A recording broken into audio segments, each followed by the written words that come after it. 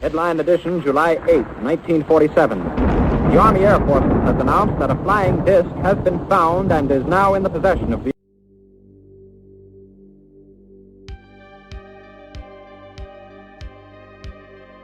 I don't know who that prank-calling bastard is, who called Coast to Coast back in '97 is, but if I met them I'd punch them right in the balls. It was a hoax, of course, but the higher-ups got a bug up their ass about it and cracked down on us. Now you can't so much as call a phone sex hotline, without some jackbooted thug breathing down your neck.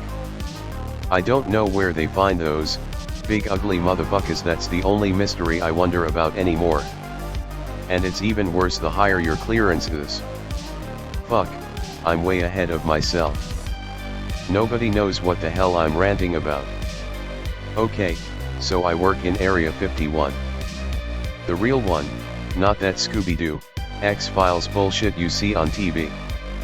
Well, in 1997 some dumb shit called into some crazy conspiracy radio show called Coast to Coast AM claiming to be a former employee let go on a medical discharge. He sobbed and threw a hissy fit about extra-dimensional beings infiltrating the government and planning to wipe out major population centers with their crazy disaster rays or some shit before he call was quote, cut off. I don't know. Either the guy was some loser with too much time on their hands or a full-blown paranoid schizophrenic. Either way, he fucked those of us who are really part of the damn Area 51 brain trust over good and hard. Like anyone would be discharged on medical leave from this place and still be able to work a phone. This is some serious security clearances you get here, you don't get to just wander off in a medicated haze.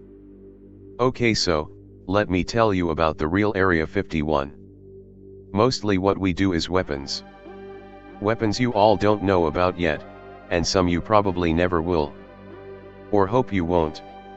God, we love weapons, don't we? I mean, the human race. Look at us as a species, we are a bunch of violent, bloodthirsty motherfuckers. Every other species on the planet evolves to fit a specific niche, a specific climate, a specific place in the food chain, a specific attitude, etc. Not us. We find a place that's too cold, we gut the next furry bastard we see and wrap its skin around us. Can't grow food in our town, we talk over the next place that can and make them send us all feeder crops. And then we multiply, circumstances be damned. The reason we are tip-top of the food chain is we fight, fuck, and kill better than any other species on the planet. Even the other apes can't compete. Chimpanzees love to rape and torture their own and other species as much as we do, and they're damn smart about it. Chimps in the zoos will take a twig and hold it out, "Ah, look at he cute little monkey, offering you a gift." If you're stupid enough to take it, they'll grab you with their other arm and slam you against the cage and they won't let you go. Just for fun, the little bastards are all muscle and spiteful intellect, they can rip our genitals right off our weak, monkey bodies and we still gun them down in the bush and eat what are essentially our cousins right down to endangered status. That's why we have nothing to worry about real aliens, and why nobody gives a shit that I'm writing this out right now. We're a strange little marble of a planet, with a huge variety of different climates, crazy weather, and extreme terrains that you don't see much on other planets. So, you either get a planet that's too harsh and the little green bastards end up so frothing at the mouth violent, that they annihilate each other before they can break out of their galaxy, or you get a utopian culture that can only come from an environment where food and resources are plentiful and the masses can peacefully come up with crazy doodads needed to get off their planet. It sounds simple, I know, but that's generally the way it has worked. Now the hippies help out the savages and things are getting better. That's where we come in. Nobody has paid much attention to our galaxy previously because it's made up of planets who never managed to make it out of berserker mode.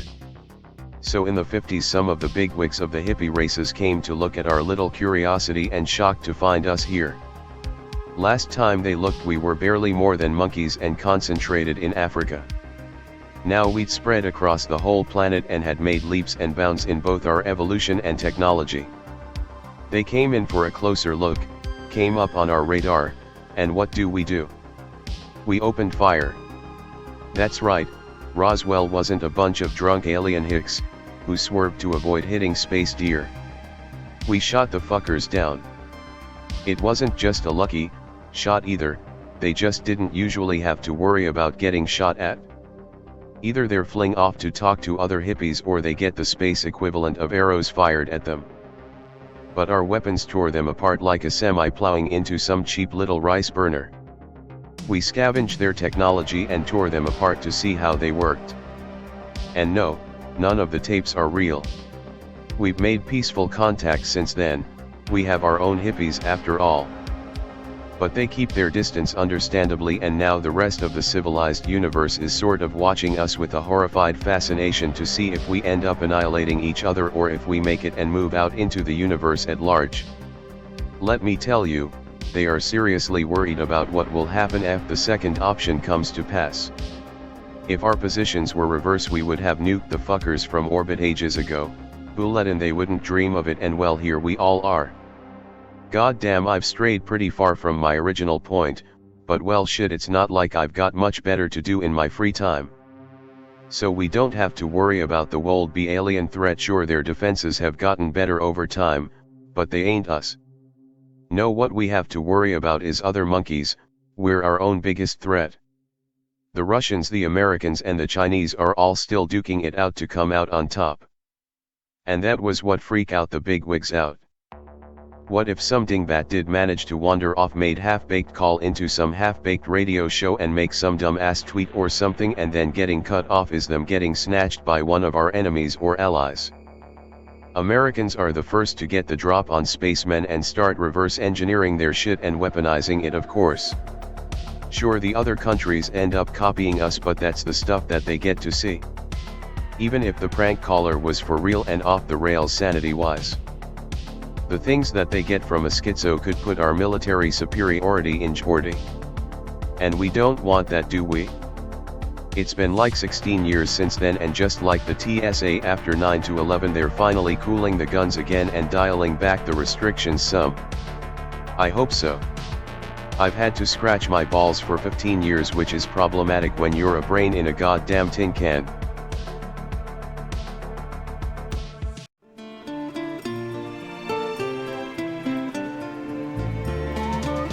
Mosey on down to the Atomic Shaman Trading Post. We have t-shirts, decals, refrigerator magnets and other swag for sale. What better way to show your support for the show? Our merch can only be found on t.pub/lit/Atomic Shaman Trading Post.